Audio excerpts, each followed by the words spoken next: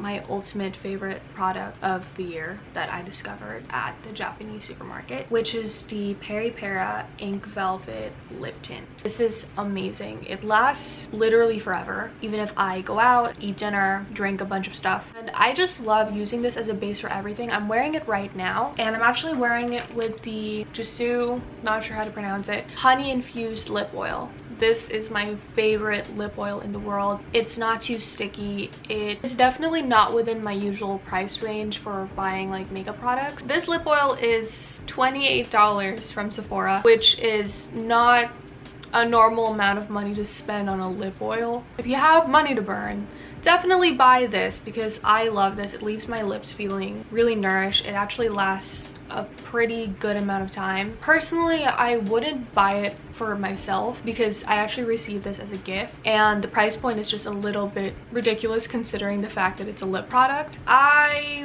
really like it. Unfortunately, it happens to be one of the best lip oils I've ever tried, and I love layering it on top of my lip tints. It's amazing. The texture is amazing. This is another favorite of mine. This is the Rare Beauty Tinted Lip Oil. Love this one. This is so nice on the lips. It's slightly minty. This is usually $20 on the Sephora site. Bought this after earning enough Sephora points to get $10 off. So yeah, I only bought this for $10, which is really nice.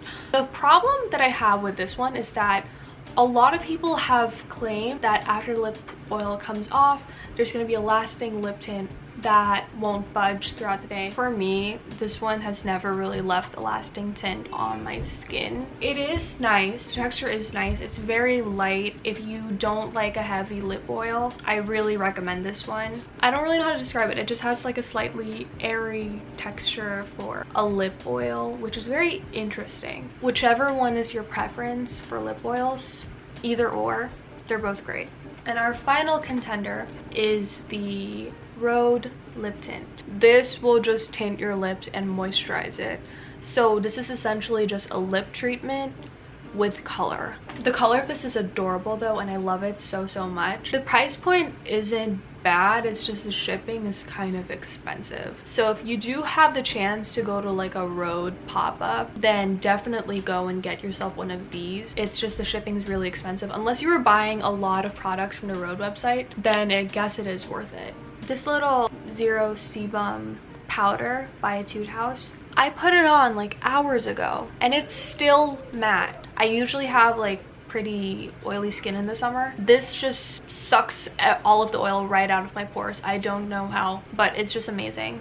I really like this product for the summer. If you buy this, you have to use a light hand because this does have like some flashback if you're taking photos. For my oily skin girlies, this is really nice, especially for the summer. This is my favorite mascara, which is the Essence Lash Without Limits. I have it in brown and I also have it in black. I wear the brown one the most because it looks very subtle, I guess, and it's great for every day. And I also use this on my eyebrows. I love these mascaras so much. Personally, try not to use waterproof mascaras anymore. I'm like pretty prone to getting styes from makeup that's hard to remove. I don't know why, but my eyes are super sensitive, so I've just been really using just washable mascaras, so that way when I use an oil cleanser, I just know that there will be no makeup on my eyelashes and I could be style free the next day. But if I were to wear a waterproof mascara, and I only wear this one very occasionally because my boyfriend bought it for me, it would be the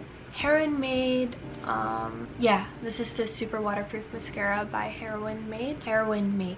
Sorry. This is just a Japanese mascara and I love it so much. It makes my eyelashes look very delicate and very separated, and they just stay up all day. My only problem with this is that it's really hard to remove. Even a hot shower and double cleansing doesn't remove this. I could physically feel that there's still remnants of it on my eyelashes, which is great if you're gonna wear this like underwater or something, or in like a really humid, very hot area. This is good for you. If you have Asian lashes and you struggle to keep your eyelashes up with mascara, I really recommend this one because the formula is like literally perfect. This one I got as a gift. This is not something I would buy myself. My favorite product I I've ever received from someone. My aunt bought me this for my birthday, but it's the Christian Dior eyeshadow palette. Look at the packaging. It's just so pretty. And these are the beautiful shades. But the thing is, I actually don't wear it as an eyeshadow. I use this palette as a blush and highlighter palette. This is definitely not something I would buy for myself, but it's been a great product because the colors are very pigmented. So I like to put these shades on top of my liquid blush. But you could pretty much do that with, like, I guess any eyeshadow or any blush palette. If you wear like a powder blush on top of your liquid blush, it would just not move. So yeah. Honey infused hair perfume. This is amazing. It smells so good. It has such a nice, fresh and clean scent, and it makes my hair look a bit shinier. My only issue with this is that the scent doesn't last that long, but it smells so fresh and pretty, and I just feel very elegant after I put this on. Kind of a weirder one, but this is a baby cologne my mom bought me. This smells like baby powder, and I love the smell of baby powder. It just smells so fresh. I've been using this as like a hair perfume, and I also use this as a linen spray, so that way whenever I go to sleep, my sheets just smell like baby powder. You should be able to find this online. I'm not really sure. I feel like most baby colognes, like, they all kind of like smell pretty similar. Fresh laundry detergent-esque smell. Just try to find like any baby cologne. They work great as a linen spray. We've switched locations because I wanted to film near my bookshelf so that I could easily pull books out. Anyway, so these are my favorite summer reads. Okay. I don't have a physical book on me, but I've been listening to it on the Spotify audiobooks. I loved The Invisible Life of Addie LaRue. My friend Jarissa recommended this book to me like last year, and it was very hard for me to get into. The pacing is kind of slow. It was a lot easier to digest as an audiobook. So The Invisible Life of Addie LaRue is about Adeline LaRue, who is a French woman who was born in the 17th century. She was born in a town in France called Vion.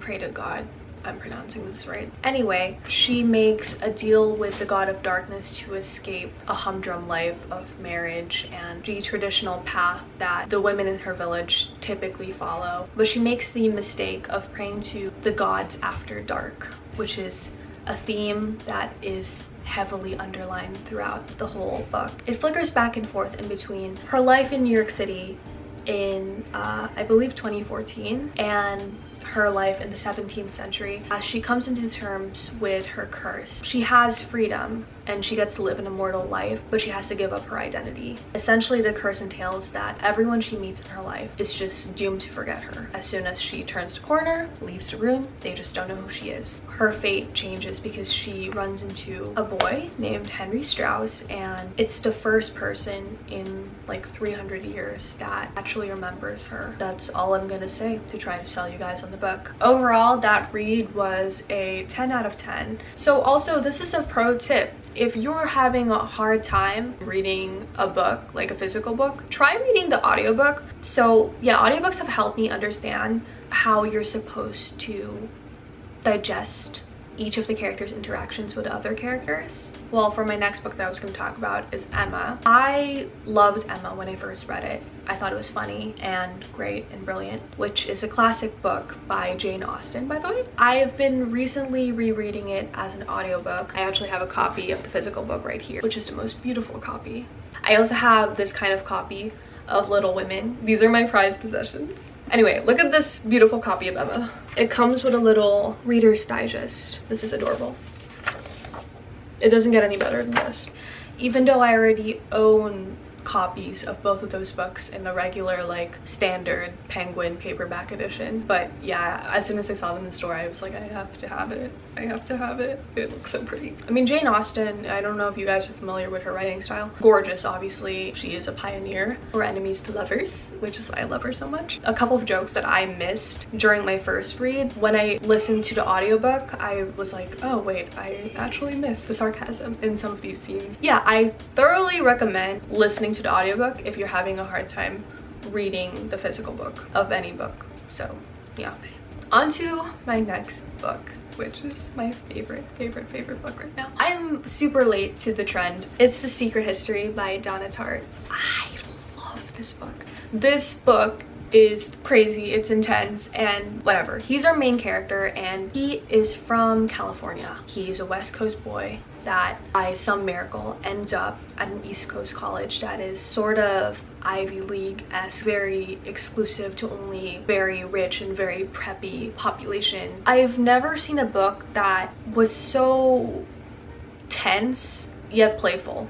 This was very popular during, I guess, 2020 when the whole dark academia thing was like at its full force on TikTok. Yeah, I've been reading it as an audiobook. I plan on rereading it as a physical book because I want to be able to make annotations, because there were a lot of things that I really wanted to annotate but I didn't really get the chance to. That's one of the cons of listening to audiobooks, is that you're gonna have to find a different way to annotate. It is, I guess you can annotate audiobooks by writing it down in your journal or in your notes app or something, but definitely is a lot easier to annotate a physical book. Basically, it's just everything I've always wanted in a book. There are so many classic literature references throughout the novel. All of the characters are ridiculously well thought out. Basically, he ends up at Hampton College, which is in New England. He ends up studying Greek with a class of only 5 students. This professor is sort of sketchy and weird. He basically was like, if you want to take my class, you have to drop the rest of your classes, except for French, because why not? They just fall deeper and deeper into their actions as a group, and you just start to question where the line is between their passion for the classics and a total loss of morality. I don't really know how else to describe it, and I'm sorry if I'm doing a shit job. I highly recommend this book to anyone who is a classic snob like me and who thoroughly enjoyed each of the references. But personally for me, I'm gonna reread the physical copy because I only listened to audiobook, because there were some phrases in Latin that I didn't quite get to translate that has been bothering me. So yeah, this book has been chef's kiss. Thank you so much for watching. This was sort of a boring video, I know. I guess I'll see you guys next week. Bye. Love you. Toodles.